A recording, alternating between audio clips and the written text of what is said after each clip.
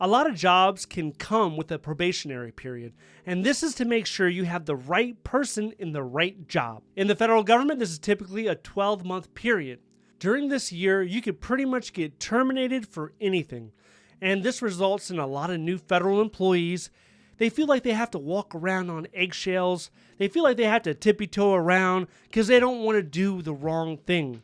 They don't want to make an error and then get fired for it.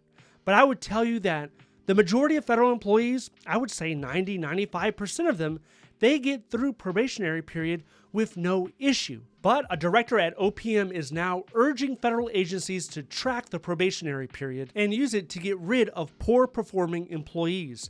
Because otherwise, what ends up happening is you want to terminate an employee and you think they're on the probationary period, but they're not. And now they have full protection. And now you can't terminate them as easy as you would have been able to.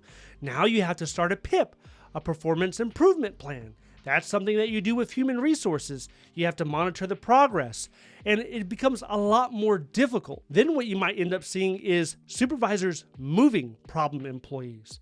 It's easier to move somebody from office to office than to go through the whole process of trying to terminate them. So OPM wants an active decision to be made. Let's say the federal employee is at the 11-month mark. There's 30 days left, and then they'll hit their 12-month mark. This is where OPM wants to see the supervisor making a deliberate decision. Do we want to keep this employee? Do we want to get rid of this employee? This is the interval where a decision should be made. If you do hear stories of federal employees not making it through probation, usually it's something like they broke the law, or maybe they falsified a time card, or they stole something, or they lied, something like that. It has to be something major. It's not usually for a work performance issue because the understanding is you're new to the agency. Even if you worked at another government agency, you're new to this agency. So there's a little bit of hand-holding that usually goes on. You're expected to make small errors. It's like a learning training type phase. But if it is a performance issue, this all comes back to expectations. What is expected of you? Expectations need to be clearly outlined. And it's not always the supervisor that's doing it. It's your responsibility as a worker to go find your supervisor and say, what are my expectations? Spell them out to me. You need to also have an open channel of communication where you can feel like it's okay to approach and talk to your supervisor. Is that type of environment being created so that you can check in frequently to make sure you're meeting the expectations? Otherwise, you're going to be in for a shock. There's this stereotype with federal employees or just government employees of being lazy, of not being motivated, not being innovated. And a lot of people, they blame Title V protections. But this isn't all federal employees. If you work in the government long enough, you will see there are truly some motivated people out there. There's some people that are ready to get after it. And it's not just the government, it's every sector. There's people in the military like that. There's people in the private sector like that.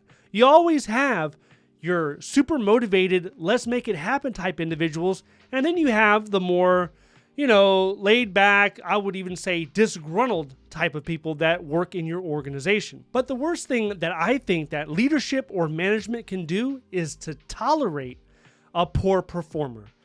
And you see this throughout offices all around the federal government where the person that's sitting in the cubicle across from you, they did about 50% of the work that you've done and they get the same bonus. Or even worse, they have a higher bonus and they're not showing up to work on time and they're bad-mouthing the supervisor. And you can't believe this is happening. Everyone on the team, they know that this is a poor performer, but they're not held accountable. And that deteriorates the entire team. People want to get out of a team like that. It doesn't work effectively. All right, let's talk about the time in probation. Like I said earlier, usually it's 12 months. Some cases, DOD, some other agencies, it could be 24 months. I was talking to a guy just the other day. He said he had a 3-year probation. I've never seen anything like that, but he said it was 3 years. Either way, it should be in writing once you accept your job offer on what those expectations are. I recently spoke with a lady who was terminated for a phone call. She was having a phone call in her office and her supervisor was overhearing the conversation, and the supervisor misconstrued the whole situation as her working another job while she was at her office on government time. Something as simple as that. There is no investigation.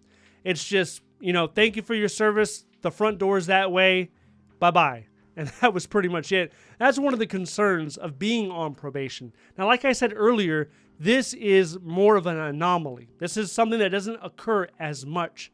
So try not to stress it too much if you're currently on probation. If you're not on probation, but you're looking for a better government job, or maybe your first government job, but it has to be at the GS-14 level because you need $150K a year. That's the minimum salary you need in order to work for the government. If you're interested on how to attain a GS-14, then I want you to watch this video next. If you would like to see more videos like this, please click like and subscribe. Thank you so much for watching, and I'll see you in the next one.